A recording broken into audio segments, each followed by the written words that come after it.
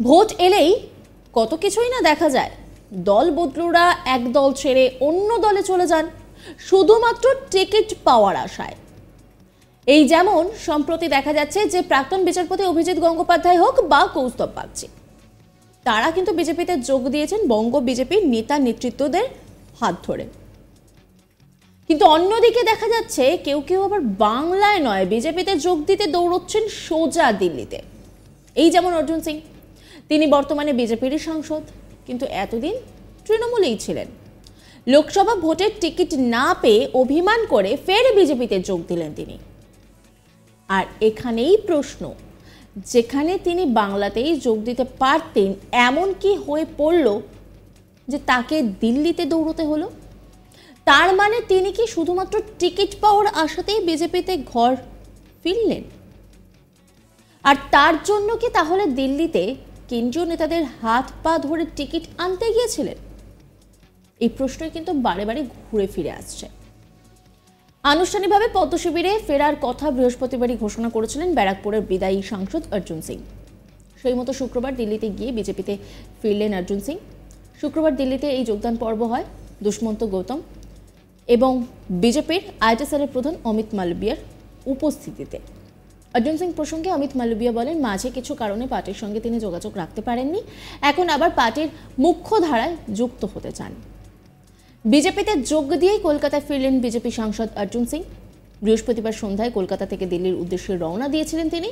বিজেপিতে যোগ দিতে শুক্রবার দিল্লিতেই বিজেপিতে আনুষ্ঠানিকভাবে যোগ দেন তিনি।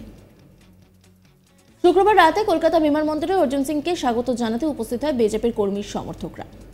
কলকাতা বিমানবন্দরে পৌঁছে অর্জুন সিং দাবি করেন ব্যারাকপুরে বিজেপিকে জিতিয়ে নরেন্দ্র মোদীর হাত শক্ত করবেন তিনি। পাশাপাশি তিনি এও দাবি করেন ব্যারাকপুরের মানুষ জানে 24 ঘন্টায় অর্জুন সিংকে তাদের পাশে পাওয়া যায়।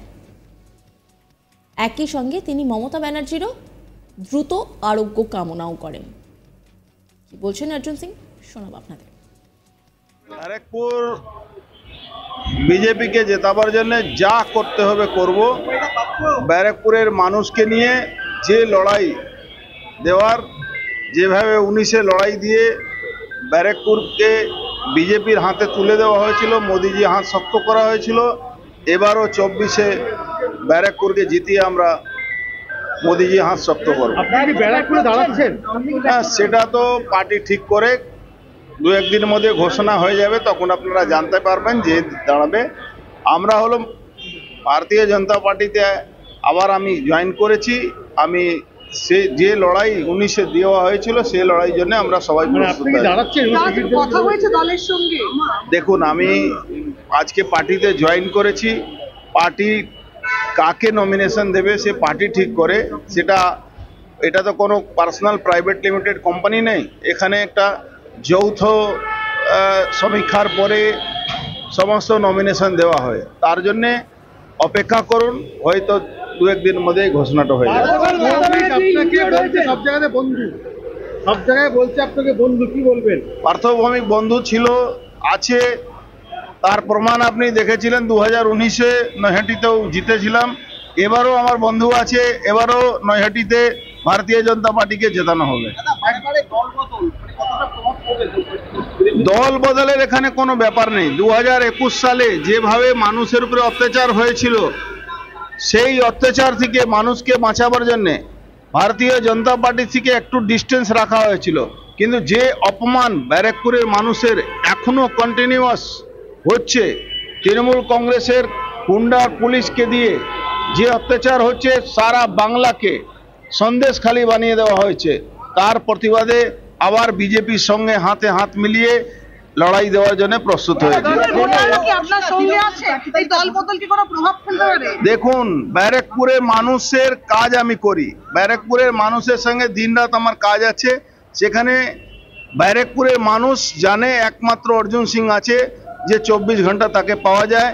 কে কি বললো তাতে ব্যারাকপুরের মানুষের কিচ্ছু যায় আসে না। আপনার ছেলেরও তো প্রার্থী হওয়ার কথা ছিল, মানে সেক্ষেত্রে ওটাই কোনো। দেখুন, আমার ছেলে হবে কি আমি হব কি কে হবে সেটা পার্টি ঠিক করে, পার্টি যা ঠিক করবে সেটাই হবে। Thank you. খুবই দুঃখজনক ঘটনা। আমরা ঠাকুরের কাছে প্রার্থনা করব উনি যত তাড়াতাড়ি হোক উনি আরোগ্য কামনা করি, যত তাড়াতাড়ি হোক ঠিক হয়ে উনি মানুষের জন্য আসুন। না করার পর আপনি বিজেপিতে গেলেন, তাহলে কি বলবো যে আপনার বিজেপি দেখুন, প্রার্থী হতে যাচ্ছেন? এটা ব্যারাকপুরে অপমান করা হয়েছে, যেভাবে রোজ রোজ একটা এমন পরিস্থিতি তৈরি করা হয়েছিল 3 মাস ধরে আপনারা দেখছিলেন। এই অপমান বদলা ব্যারাকপুরের মানুষ নেবে। যোগদানের পরে তিনি কি বলেছেন তা তো শোনালাম, যোগদানের আগে তিনি কি বলেছিলেন শোনাবো আপনাদের। হ্যাঁ, বিজেপিতে যাচ্ছি, বিজেপিতে ছিলামই, বিজেপিতে আবার চলে যাচ্ছি। দিল্লিতে কার সাথে দেখা করতে যাচ্ছেন বলা যায়? না, সেটা দিল্লিতে পার্টির শীর্ষ নেতৃত্বের সঙ্গে দেখা করব। কিন্তু একটা বিষয়, শুধু 5 বছর আগে এই মার্চ মাসের আজকে 14 তারিখ, এই 14 তারিখে আপনি দিল্লি গেছিলেন, সেদিনকে গিয়ে আপনারা ওখানে জয়েন করেছেন। আজকে আবার একটা মার্চ মাস, সেই একই 14 তারিখ দিল্লি যাচ্ছে, কি বলবেন? মানে তৃণমূলে ফিরে আসাটা কি বলছিল? 200% ভুল ছিল। এটা গুড লাক আমার জন্য কি আজকে 14 তারিখ সেম ডে আজকে আবার আমাকে যেতে হলো। এই আমার জীবনের জন্য গুড লাক। আমি মনে করি যে রাজনীতিক ভুল করেছিলাম, সে ভুলটা আর জীবনে যাতে না করতে পারি, ঠাকুরের কাছে এটাই প্রার্থনা। আপনি টিকিট পাওয়ার ব্যাপারে কত আশাবাদী? দেখুন, টিকিট পাওয়া নিয়ে আমাদের দলে সবটাই সর্বোচ্চ নেতৃত্ব ঠিক করে, সেটা আমার নেই। কিন্তু আমি তৃণমূল কংগ্রেস ছেড়ে দিচ্ছি, আমি বিজেপি করছি, বিজেপি করব, এর জন্যে আমি আজকে আবার দিল্লিতে যাচ্ছি। মৃত্যুবরণ করব, লড়াই করব। 21-এর যে ক্ষতি হয়েছিল মানুষের, যদি আবার চেষ্টা করে তার ইঞ্চি ইঞ্চি তার জবাব দেওয়ার জন্যে আমি রেডি থাকব। মৃত্যুবরণ করা থেকে লড়াই করে মৃত্যুবরণ করাটা অনেক বড়।